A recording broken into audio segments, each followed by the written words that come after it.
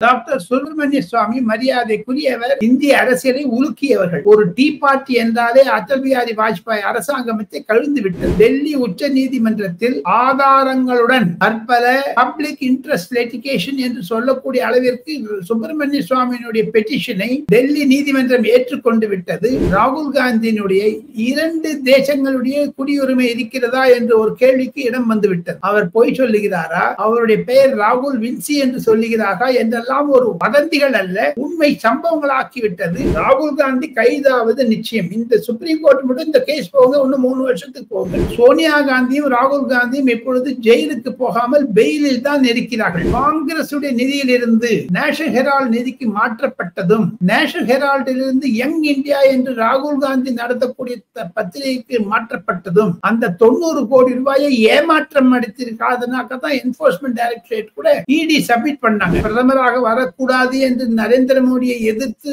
பிரச்சாரம் செய்து ஓட்டு வாங்கி கொண்டாரே மு.க. ஸ்டாலின், அதே மு.க. ஸ்டாலின் பெரியவர் கருணாநிதியினுடைய நாணய வெளியீட்டு விழாக்கு ராஜ்நாத் சிங் தான் வர வேண்டும் என்று சொன்னதை தவிர ராகுல் காந்தி கூப்பிடாமல் இருந்ததும் ஒரு மாபெரும் அரசியல் திருப்பமாகத்தான் நான் கருதுகிறேன். பல்டி அடிப்பதில் முதலாவது இருப்பது திராவிட முன்னேற்ற கழகம் என்பதை நிரூபித்து விட்டார் மு.க. ஸ்டாலின். எது இருப்பினும் மு.க. ஸ்டாலினும் காங்கிரசும் தொலைவில் வந்தால் அது பாரதிய ஜனதா கட்சிக்கு நன்மையாகத்தான் முடியும். ஆனால் பாஜக திமுக உறவு வரவே வராது. நாரதர் மீடியா உணர்வாளர்களுக்கு வணக்கங்கள். நான் உங்கள் விஜய் சின்னசாமி. இன்று நம்முடன் இணைந்திருக்கிறார் டெல்லியில் இருந்து மூத்த பத்திரிகையாளர் ஆர் ராஜகோபாலன் அவர்கள். வணக்கம் ஜி. நமஸ்காரம். நமஸ்காரம். நமஸ்காரம் விஜய். நமஸ்காரம். ராகுல் காந்தியின் இந்திய குடியுரிமையை ரத்து செய்ய கோரிய பாஜக மூத்த தலைவரின் சுப்பிரமணிய சுவாமி அவர்கள் டெல்லியில் தொடர்ந்து இருக்கின்ற வழக்கு தொடர்பாக உங்களுடைய பார்வை? டாக்டர் சுப்பிரமணிய சுவாமி மரியாதைக்குரியவர். 85 வயது ஆனவர். இந்திய அரசியலை உலுக்கியவர்கள். ஒரு டீ பார்ட்டி என்றாலே அடல் பிஹாரி வாஜ்பாய் அரசாங்கத்தை கவிழ்ந்து விட்டது. அவர் ஆர்கனைசர் அம்மையார் ஜெயலலிதா வந்தார் 1999. இந்த பின்னணியில் பார்த்தால் விஜய், டாக்டர் சுப்பிரமணிய சுவாமி இப்பொழுது மாபெரும் பொறுப்பை ஏற்றுக்கொண்டிருக்கிறார். அவர் டெல்லி உச்ச நீதிமன்றத்தில் ஆதாரங்களுடன் பற்பல பப்ளிக் இன்ட்ரெஸ்ட் லிட்டிகேஷன் என்று சொல்லக்கூடிய அளவிற்கு சுப்பிரமணிய சுவாமியினுடைய பெட்டிஷனை டெல்லி நீதிமன்றம் ஏற்றுக்கொண்டு விட்டது. அதில் அவருடைய வேண்டுகோள் என்ன என்று கேட்டால், ராகுல் காந்தியினுடைய குடியுரிமை பற்றி மத்திய உள்துறை அரசாங்கம் பதில் சொல்ல வேண்டும் என்பதுதான் அவருடைய கோரிக்கை. அதை டெல்லி உச்ச நீதிமன்றம் சீஃப் ஜஸ்டிஸ் ஏற்றுக்கொண்டு நோட்டீஸ் பிறப்பிப்பதை தவிர PIL பப்ளிக் இன்ட்ரெஸ்ட் லிட்டிகேஷன் என்று அதை வசப்படுத்தி விட்டார்கள். இதன் மூலமாக ராகுல் காந்தியினுடைய 2 தேசங்களுடைய குடியுரிமை இருக்கிறதா என்று ஒரு கேள்விக்கு இடம் வந்துவிட்டது. அவர் பொய் சொல்லுகிறாரா, அவருடைய பெயர் ராகுல் வின்சி என்று சொல்லுகிறாரா என்றெல்லாம் ஒரு வதந்திகள் அல்ல, உண்மை சம்பவங்களாக்கிவிட்டது. இதன் மூலமாக ராகுல் காந்திக்கு ஒரு தர்ம சங்கடமான நிலை வந்து விட்டதாகத்தான் பல அரசியல் வர்ணனையாளர்கள் டெல்லியில் கருதுகிறார்கள். வழக்கறிஞர்களும் அதான் சொல்லுகிறார்கள். நீங்க சொல்றத மாதிரி சுப்பிரமணிய சுவாமி அவர்கள் ஏனாதானான்னு ஒரு வழக்கு எது மேலேயுமே போட்டுற மாட்டார். அவர் அதுல போட்டார்னா எடுத்த சபதத்தை முடிக்காமல் விட மாட்டேன் அப்படிங்கிற மாதிரி அவர் ஒரு இதை எடுத்துட்டார்னா அதுல வெற்றி தான் அவருக்கு உறுதின்றது தெரியும். அப்படின்ற பட்சத்துல இவருக்கு குடியுரிமை ரத்து செய்யப்பட்டால் என்னென்ன மாதிரியான சூழ்நிலைகள்லாம் இவர் சந்திக்க நேரிடும் ஜி? ராகுல் காந்தி கைதாவார். ராகுல் காந்தி கைதாவது நிச்சயம். இந்த சுப்ரீம் கோர்ட் மட்டும் இந்த கேஸ் போக இன்னும் 3 வருஷத்துக்கு போங்க. இது டெல்லி ஹைகோர்ட்டோட நிக்காது விஜய். காரணம், ராகுல் காந்தி தரப்பிலிருந்து இதுவரைக்கும் அதை மறுக்கவில்லை. எப்படி நேஷனல் ஹெரால்டு கேஸில் நரேந்திர மோடிக்கு ஒரு புதியதாக தகவல்களை எல்லாம் சொன்னார். அப்பொழுது சுப்பிரமணிய சுவாமி மெம்பர் ஆஃப் பார்லிமெண்டாக இருந்தார். அவர் ஒரு கேஸ் போட்டார். அந்த கேஸ் டிஸ்ட்ரிக்ட் கோர்ட்ல இருந்து ஹைகோர்ட்ல சுப்ரீம் கோர்ட் போச்சு. 3 வருஷம் ஆச்சு. சுப்ரீம் கோர்ட்ல இன்கம் டாக்ஸ் விஷயத்துல நேஷனல் ஹெரால்டுல 90 கோடி ரூபாய் காங்கிரஸ் நிதியில் இருந்து நேஷனல் ஹெரால்டு நிதிக்கு மாற்றப்பட்டதும், நேஷனல் ஹெரால்டில் இருந்து யங் இந்தியா என்று ராகுல் காந்தி நடத்தக்கூடிய பத்திரிகைக்கு மாற்றப்பட்டதும், அந்த 90 கோடி ரூபாயை ஏமாற்றம் அடித்திருக்காதுனாக்கதான் என்போர்ஸ்மெண்ட் டைரக்டரேட் கூட இடி சப்மிட் பண்ணாங்க. அதை சுப்ரீம் கோர்ட் ஏற்றுக்கொண்டு சோனியா காந்தியும் ராகுல் காந்தியும் இப்பொழுது ஜெயிலுக்கு போகாமல் பெயிலில் தான் இருக்கிறார்கள்.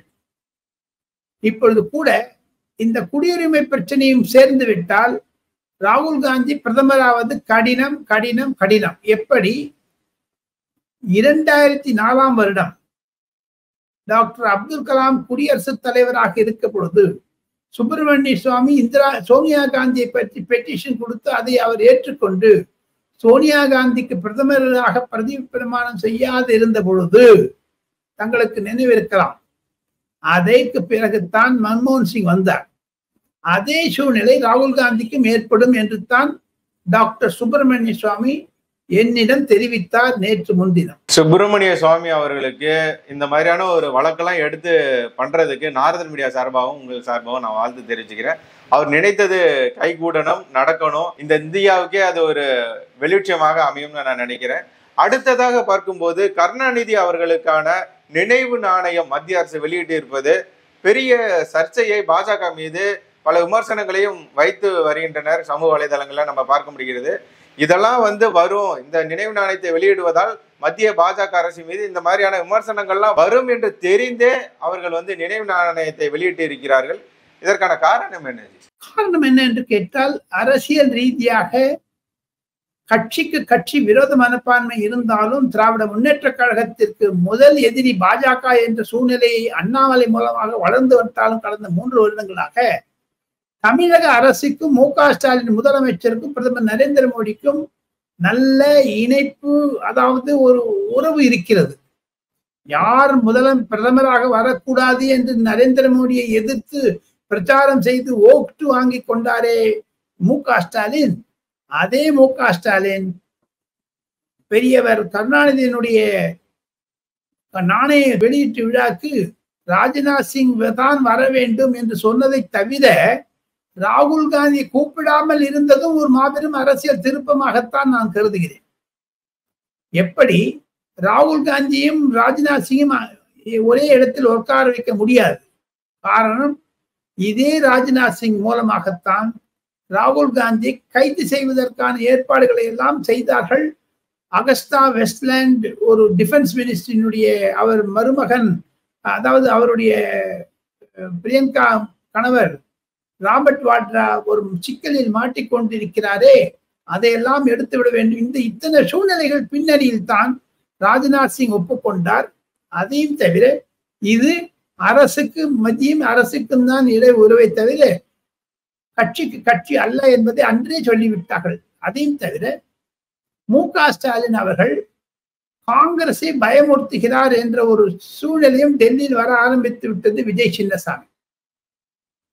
காங்கிரசிற்கு நான் எப்பொழுது ஒன்னாலும் பாஜகவுடன் தாவுவேன் என்று ஒரு எச்சரிக்கை விடுத்திருக்கிறார். அதையும் தவிர நாரதர் மீடியா நேயர்களுக்கு ஒரு எக்ஸ்க்ளூசிவ் செய்தியை நான் சொல்ல ஆசைப்படுகிறேன். 21ஆம் தேதி காலையில் சந்திரபாபு நாயுடைய தூதுவர் ஒருவர் மு.க. ஸ்டாலினை சென்னையில் சந்தித்திருக்கிறார். அமெரிக்க சுற்றுப்பிரயாணத்திற்கு அவருக்கு வெற்றி வாய்ப்பு வேண்டும் என்று பாராட்டுதல் தெரிவித்ததை தவிர அமெரிக்காவில் இருக்கக்கூடிய அனைத்து தெலுங்கு தொழிலதிபர்கள் கூட மு.க. ஸ்டாலினுடைய அந்த விஜயத்தை சிறப்பாக அமைக்க வேண்டும் என்று ஒரு சிறப்பு செய்தியும் கொண்டு வந்தார். ஆனாலும் சந்திரபாபு நாயுடு மு.க. ஸ்டாலினை காங்கிரசிலிருந்து பிரிப்பதற்கான ஏற்பாடுகளை செய்திருக்கிறார் என்று டெல்லியில் பரவலாக பேசப்படுகிறது. அந்த ஒப்பினைப்பட்டு பார்த்தால் கருணாநிதி ஐயாவுடைய காயின் ரிலீஸ் கூட ஒரு காங்கிரசிற்கு தலைவலி கொடுப்பதற்காகத்தானோ என்னோ மு.க. ஸ்டாலினுடைய திட்டம் இது என்று தான் பாஜகவினர் நினைக்கின்றனர். எது எப்படியோ ஜி, ஒரே கல்ல 2 மாங்க அடிக்கிற மாதிரி பாஜக அரசு இந்த நிகழ்ச்சியை கலந்துகிட்டதுனால இதுல திமுக ஆதரவாளர்களுக்கு பெரிய அதிருப்தி என்னன்னு பார்க்கும்போது, என்ன அவங்கள வச்சு நீங்க வெளியிடுறீங்க, அண்ணாமலையை கூப்பிட்டு அவருக்கு ஒரு முக்கியத்துவம் கொடுக்குறீங்க, இதெல்லாம் எங்களுக்கு சரியில்லை. அவர் கருணாநிதி அவர்களே திட்டிருக்கார். திமுக கழி ஊத்தும் போது கூட நீங்க அவருக்கு முக்கியத்துவம் கொடுக்குறீங்க அப்படின்னு சொல்லி திமுக ஆதரவாளர்களுக்கு எல்லாம் திமுக மீது தலைமை மீது கடும் அதிருப்தியில் இருப்பதாக உளவுத்துறை கூட அவருக்கு வந்து ரிப்போர்ட் கொடுத்திருக்கு தலைவருக்கு அப்படின்னு சொல்லி கூட செய்திகள் வெளிவருகிறது.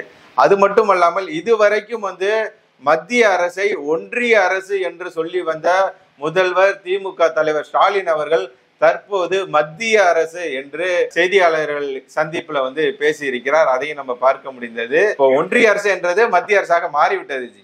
அதாவது யூட்டர்ன் பல்டி அடிப்பதில் முதலாவது இருப்பது திராவிட முன்னேற்ற கழகம் என்பதை நிரூபித்து விட்டார் மு.க. ஸ்டாலின். எது இருப்பினும் மு.க. ஸ்டாலினும் காங்கிரசும் தொலைவில் வந்தால் அது பாரதிய ஜனதா கட்சிக்கு நன்மையாகத்தான் முடியும். ஆனால் பாஜக திமுக உறவு வரவே வராது. இரண்டுமே இரண்டு துருவங்கள். ஒன்று ஹிந்துத்வா, இன்னொன்னு வந்து கடவுள் எதிர்ப்பு பிரச்சாரம் செய்யக்கூடிய திராவிட மாடல். 2026 பொது தேர்தல் விஜய் சின்னசாமி அவர்களே நாதர் மீடியாவுக்கு சொல்ல வேண்டும் என்றால் 2026 பொது தேர்தல் நரேந்திர மோடிக்கும் மு.க. ஸ்டாலினுக்கும் பாஜகவிற்கும் திமுகவிற்கும் அண்ணாமலைக்கும் உதயநிதிக்கும் தான் இருக்குமே தவிர தமிழக அரசியல் மாறிவிட்டது. அந்த மாறிக்கொண்டு வரும் ஒரு சூழ்நிலையில் அதற்கு பெருத்த பங்கு வகித்தது நாரதர் மீடியா போன்ற யூடியூப் சேனல்கள். இளைஞர்கள், விஜய் போன்ற இளைஞர்கள் தான் நரேந்திர மோடிக்கு பக்க பலமாக இருந்து இது மாதிரியான சூழ்நிலைகளை உருவாக்கி கொண்டு வந்தார். அதையும் தவிர கடந்த 5 வருடங்களாக என்னுடைய ஒரு தொலைபேசியில் வரக்கூடிய செய்திகளையும் வாட்ஸ்அப், SMS மற்றும் அழைப்புகளையும் பார்த்தால் திமுகவிற்கு எதிராக ஒரு சூழ்நிலையை உருவாக்கி மத்திய அரசாங்கம் பாஜகவினுடைய நரேந்திர மோடி அரசாங்கத்துடைய ஒரு புகழை பற்பல யூடியூப் தொலைக்காட்சிகளில் நானும் செய்ததால் அணிலும் பாலம் கட்ட உலவியது ராமர் பாலத்திற்கு என்று சொல்லுவார்களே, அதில் சின்னசாமியுடன் நானும் என்னுடைய ஒரு தொகையை பங்காக அளிக்கிறேன். உங்களுடைய பொன்னான நேரத்தை ஒதுக்கி பல தகவல்களை நாரதர் மீடியாவுடன் பகிர்ந்து கொண்டதற்கு மிக்க நன்றிகள் ஜி. நன்றி, நமஸ்காரம் விஜய்.